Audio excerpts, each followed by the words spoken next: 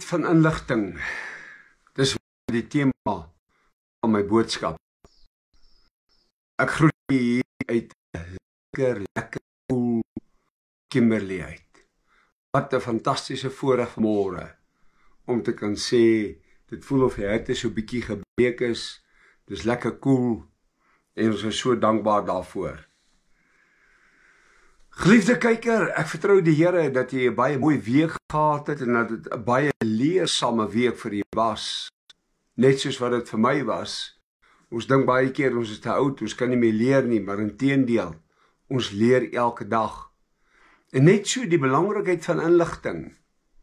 Inligting wat soms nie vir ander mense bedoel is nie, maar net vir jou. En ons is so geneig om sommer net op loop met goed te gaan, te hardloop en nie goed in konteks te gaan kyk nie. En dis dikwels daar wat dit ons 'n prys kos. Nou kom ek lees môre vir iets wat my opval terwyl ons gisteraan besig is met Bybelstudie in Matteus 5. As jy en toe die skare sien, het hy op die berg geklim. Dis nou Jesus, né? Saam met sy disippels. En nadat hy gaan sit het, het sy disippels na hom gekom. Ek wil hê jy moet hierdie beeld sien. Die skare sit daarso. Hulle klim op die berg, hy klim op die berg en nou kom sy disippels na hom toe, maar die skare is 'n afstand van hom af. En dan begin hy met sy disippels te deel en te praat. Die skare is daar, jy moet dit onthou. So hy begin met sy disippels sekere goed te deel. En hy sê, en sy disippels het na hom toe gekom, en hy het sy mond geopen, en hulle geleer en gesê, nie die skare nie, hy het die disippels, hy het sy mond geopen, en die disippels geleer. Wat wil ek vanmôre sê? Daar's sekere goed, wat ons in die regte konteks moet lees. Dikwels lees ons net wat ons wil lees, en ons hoor net wat ons wil hoor.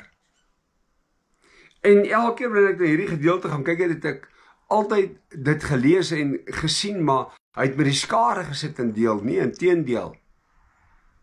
Ek het gaan kyk, dan navorsing doen, alles, en tot die besef gekom, hy het met sy disippels gesit, en hy het met hulle gedeel, en met hulle gepraat. Waarom? Omdat hulle op 'n ander vlak was, omdat hulle op 'n hoër vlak was? Nee, omdat hy in verhouding met hulle gestaan het, en die goed wat hy hulle geleer het, is goed wat hy geweet het, wat hulle later sou deurmaak, terwyl die ander nog nie daarvoor reg was nie. En dikwels is dit waar ons goed buite konteks plaas. En wat ons dan doen is, ons veralgemeen dit, en ons dink almal moet dit verstaan, en almal moet by vlak wees, en dit is vir almal bedoel, ja, dit is vir almal bedoel, maar op daardie tydstip het hy dit net met sy disippels gedeel. Wat wil ek vir julle sê in hierdie dag? Die belangrikheid van inligting is, mense sal op loop gaan, hulle sal goed sê, oor goed praat, terwyl hulle nie werklik waar, by die een met wie dit werk, van wie dit werklik afkom, by hom gehoor het nie, maar by iemand anders gehoor het. En dan kan ons baie goed aansit en baie goed aanlas, maar hier sit die Here en hy deel direk met sy disippels. Hy praat direk met hulle oor die saligsprekinge, oor die seëninge. Hy praat direk met hulle. Wat wil ek vandag vir julle sê? Dikwels deel mense goed met ons, nie om op loop te gaan en dit met ander te gaan deel nie, maar sodat jy die belangrikheid daarvan kan verstaan, want dit is waarom dit met jou gedeel is, sodat jy die belangrikheid daarvan kan verstaan, en dat jy dit kan hou in jou hart, en dit bewaar, en op die regte tyd, wanneer dit voordoen, om met persoon A of persoon B te deel. Maar ons is nie almal op dieselfde vlak nie, alhoewel ons almal op dieselfde vlak wil plaas.